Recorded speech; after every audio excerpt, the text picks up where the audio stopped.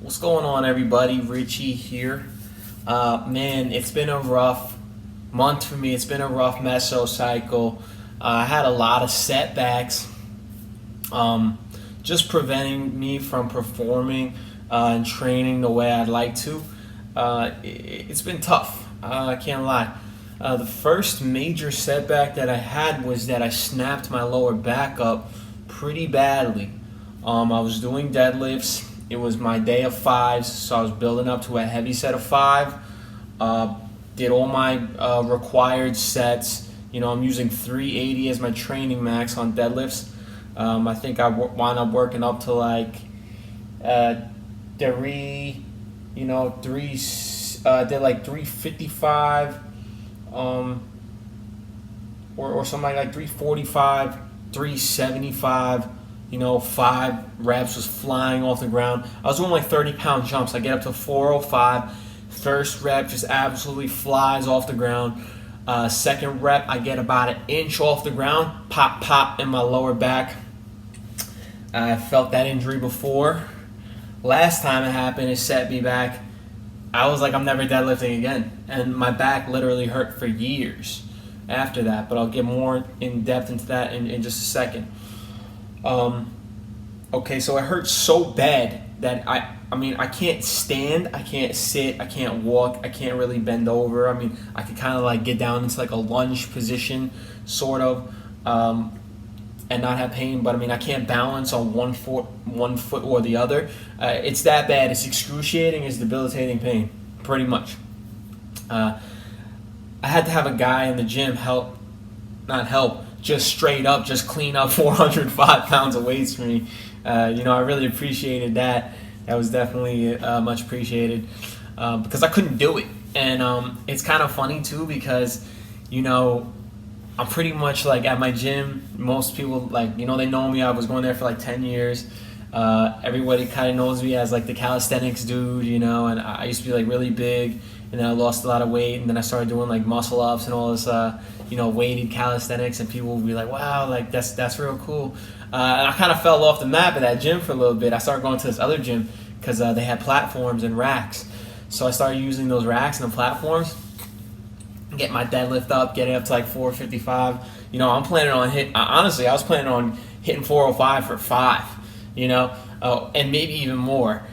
And so I go back to the gym. I'm like, yeah, about to go, like, because I hear they got platforms now. I'm like, about to go smash these platforms, go let everyone that I ain't seen in a while, show them how the training's been going.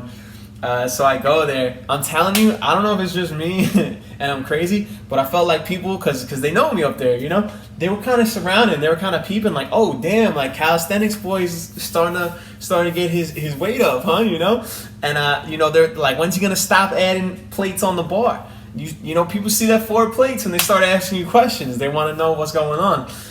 So I got the 4 plates on the bar. I'm as confident as can be, okay? When I tell you I'm as confident as can be, like 100% confidence level, right? I go, I do my setup, I go, boom. The first one was so fast, I'm like, oh my God, I'm about to crush 5. This is crazy. About to crush 4 or 5 for 5 right now like it ain't shit, okay? Second one, pop, and I was like, oh no.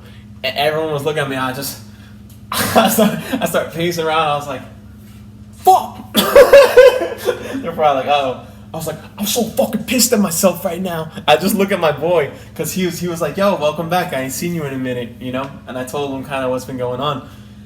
And I was like, I'm so upset at myself right now. And everyone's probably like, damn, this dude's fucking weird, man. But yeah, so I just thought it was kind of a funny situation because I kind of went back up there to stunt. And then I wound up throwing my back out. So now I can't go back until, I'm hitting like 500. Let them know, it didn't hold me back. Oh, man, that's hilarious. That's funny. But anyways, that was the first major setback. But I'll tell you what. I'm not going to say I completely overcame, but I recovered way faster than I would have. This goes back to me being in pain for years because I remembered I saw this Alan Thrall video. I'm going to link it because it's life-changing. If you have lower back pain or a lower back injury, it's a life-changing video, so you have to watch it. He pretty much describes the same thing. He's like a couple inches off the ground, feels a couple pops in his lower back. His trainer, who's also a doctor, Austin Baraki, tells him, you know what to do, start moving around.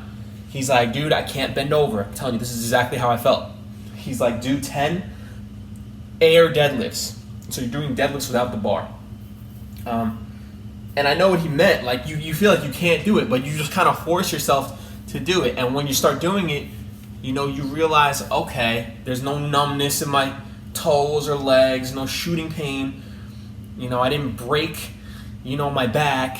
I didn't tear a muscle. There's nothing seriously wrong, because really bad injuries in the weight room are actually very rare. And you're probably more likely to get seriously hurt, on like bench press, holding that heavy ass weight above your body. I mean, that's how people die. Most of the deaths that you hear about in weight rooms, it's from like heavy bench press. So, not to psych you out, but, what I'm trying to say is that really bad injuries in the weight room are usually like freak accidents and pretty rare. So there's a good chance if you get hurt in the weight room that it's not like you can't recover from it, right? Or that you like definitely need surgery. And the last time I hurt my back, I thought to myself, slipped a disc. That's immediately what I thought. Slipped a disc, can't move, can't lift my leg out straight, gonna need surgery, fuse my spine together. That's the first thing. And then this time, I remember that video. The crazy part is I didn't even have back pain the first time I saw the video. And I looked it up, and I was like, holy shit, it's like exactly what I needed to hear. So, he goes on to say, I would recommend just watching it for yourself, but just to kind of sum it up, he goes on to say, like, don't feel bad for yourself. Start moving right away. If your goal is to get back onto the barbell, do it as soon as possible. Don't let it get real stiff. You're going to hurt the next day, but you try to work through it. And then he sort of goes on to say how he, how he's used the belt and was doing like 95-pound deadlifts, 135-pound deadlifts, squatting real lightweight the day after. And then 3 days after his injury, he was back to squatting 495 low bar with no pain. And I was like, okay, cool. I'm going to do exactly what he said, except for the 495 low bar. Not quite there at that level yet. But, I used those light weights, building my way up to I started deadlifting the same day, right? I think I worked up to like 95 pounds that day. Next day, I think I worked up to like 135 or 185. And I changed my form. I cut that jerky shit out that I do before my setup, where I kind of like pop my knees. I cut it out. From now on, I'm going to do like a real slow setup, focusing on getting my hips a little lower, really screwing my shoulders back and taking any slack out of my lower back and lowering my hips before I pull, right? So not using any of that jerking momentum. So that's what I've been doing. And but yeah, that was the first major setback. So after that, I was like, well, I guess I'm going to take a deload this week, since that's really all I can do. So I took a deload that week. It actually wound up working in my favor, because I had a really busy 2 weeks with work. So, guys, I was outside, I think, for like 10 out of 11 or 12 days, doing like 10, 12-hour shifts outside. It was the busiest couple weeks that my business has ever had. Also the most profitable, so can't really complain that much. And, it's a good problem. But I was beat up by the end of it. And now this last week passes.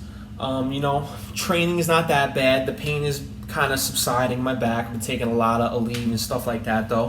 Which I don't really like. But, I'm just trying to, get better. I finally get like a few good days off where I'm like looking forward to getting back to training, and I have a few pretty good training sessions. I get my deadlift back up to like 365 for a triple or something like that, which is not bad. I think I got like 140 for 7 or 8 on press. I got like 200 for 10 on bench. I got like pull-ups with an extra 35 pounds or something like that for like 10. So training was going good. And then now just this week, I'm like, all right, cool. I'm about to bounce back strong, but not so fast. My last day of work this week, I feel weird. I said to my brother, I'm like, do you feel cold? Like, does the breeze feel cold to you? And he looks at me like I'm crazy and says, no, I'm hot as fuck, right? It's like the heat index is like 105 right now. I'm working. And I was like, oh, damn. That's kind of weird because I feel really cold. And then I go to like pick up the trailer latch and I'm like, damn, this thing feels heavy. And I'm like taking a mower out and I'm like, damn, the mower feels heavy. And my whole body hurts. And I thought I was just sore from like all the good workouts that I had just had that week. And I started realizing, I was like, I got a fever. And it's like the first yard of the day. So I was like, shit, this is gonna suck. So I worked the whole day. You know, I get home. By the end of the day, I'm absolutely miserable. That night, I'm just shivering, shaking. I'm sleeping curled up in a pathetic ball like that, all on my shoulders. Now I got this, you know, shoulder and neck pain from laying like that for like 2 or 3 days. Today's the first day that I actually feel like not 100%, but, you know, maybe 80, which is, you know, not bad. Maybe 75. 80 might be pushing it. I don't feel that great.